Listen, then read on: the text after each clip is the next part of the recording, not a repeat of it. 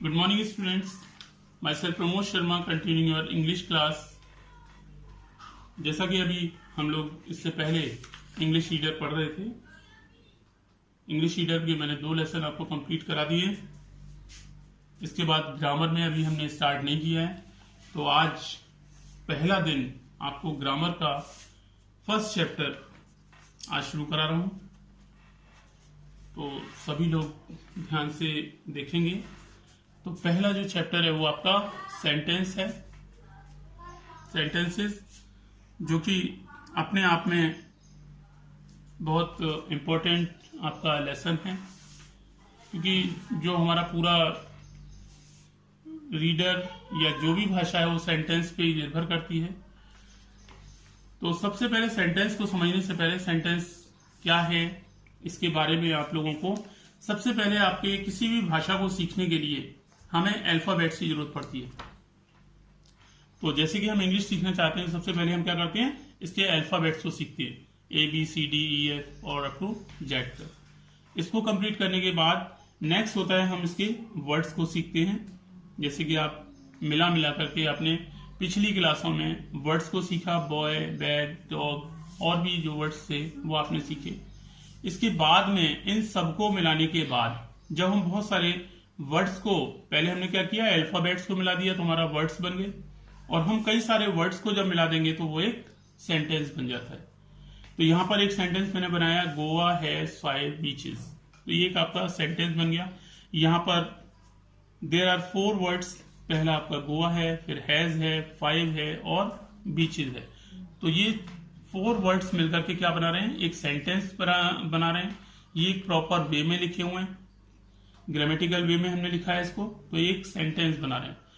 तो इसकी जो डेफिनेशन है सेंटेंस की, तो sentence is a group of word, A group of word that make a complete sense is called sentence. तो सेंटेंस को जो डेफिनेशन है वो क्या है, सेंटेंस किसे कहते हैं, एक जो सेंटेंस है वो वर्ड्स का ऐसा ग्रुप होता है जो अपना कंप्लीट सेंस देता है, उसे हम क्या कहते हैं, सेंटेंस कहते हैं।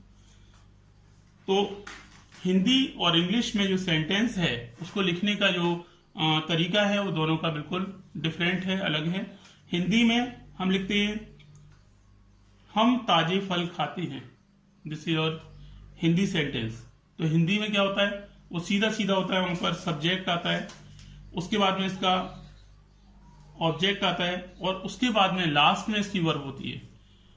लेकिन इंग्लिश में ऐसा नहीं होता। इंग्लिश में सबसे पहले हम सब्जेक्ट लिखते हैं, उसके बाद में हमारा वर्ब आता है और लास्ट में इसके ऑब्जेक्ट आता है। तो इंग्लिश और हिंदी में पैटर्न में ये थोड़ा डिफरेंट है। तो हिंदी से हम ट्रांसलेशन सीखते हैं तो सबसे पहले सब्जेक्ट को लिखते हैं, उसके बाद में हम वर्ब को लिखते हैं, लास्ट में जो भी उसका ऑब्जेक्ट होता है वो लिखा जाता है।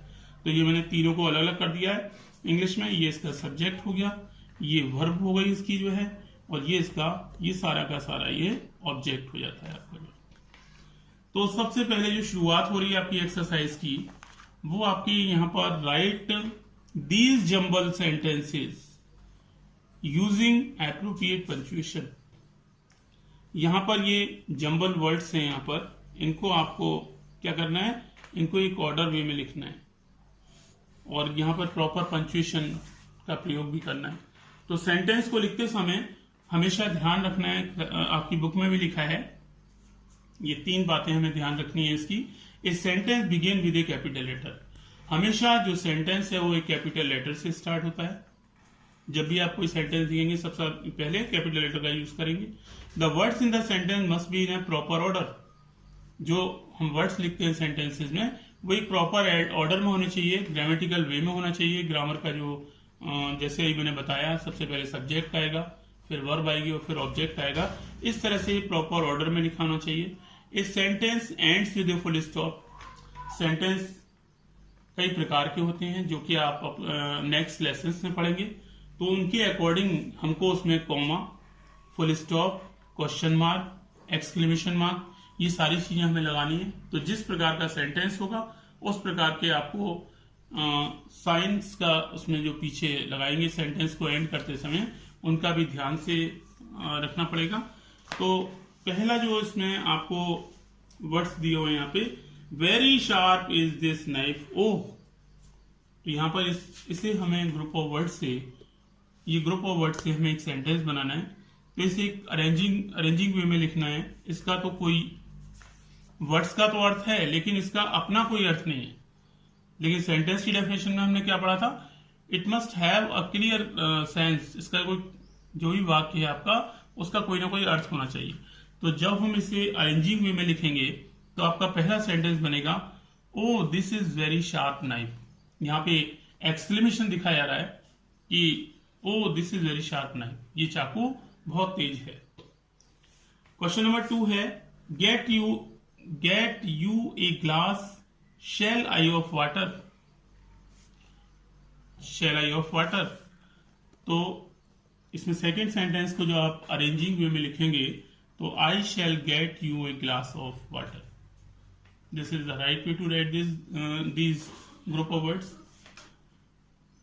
क्वेश्चन नंबर 3 है, to watch the sky I like evening।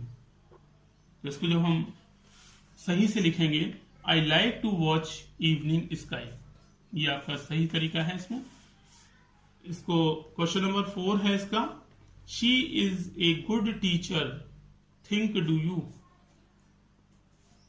तो ये एक इंटरोगेटिव सेंटेंस बना रहा है अपने आप में, तो हम इसे एक इंट्रोगेशन वे में इसको लिखेंगे। तो डू यू थिंक, इसके बाद इंट्रोगेटिव साइन लगाना है, do you think she is a good teacher. तो इस तरह से आप सेंटेंस को पूरा करेंगे। क्वेश्चन नंबर 5 दिया है, David hurt his hand has an with axe. तो यहां से हम सेंटेंस को लिखा, David has hurt his hand with an axe. तो हमने ये ग्रुप ऑफ वर्ड्स को एक अरेंजिंग वे में एज ए सेंटेंस इसको लिखा है। मैंने 5 आपको, ये 5 जो इसके सेंटेंसेस हैं जो आपको दिए हुए हैं एक्सरसाइज में, 5 सेंटेंस आपको पूरे कराए हैं। इसमें 16 सेंटेंस दिए हुए हैं। आप अपनी रफ कॉपी पर इनको आप बनाकर देखेंगे। कल मैं इनके आगे के सेंटेंस आपको लिखाऊंगा, जिसे आप मैच करके देखेंगे आपने सही बनाए हैं नहीं है। तो कल मेरे सेंटेंसों को मिलाकर के अपने सेंटेंसों को चेक करेंगे।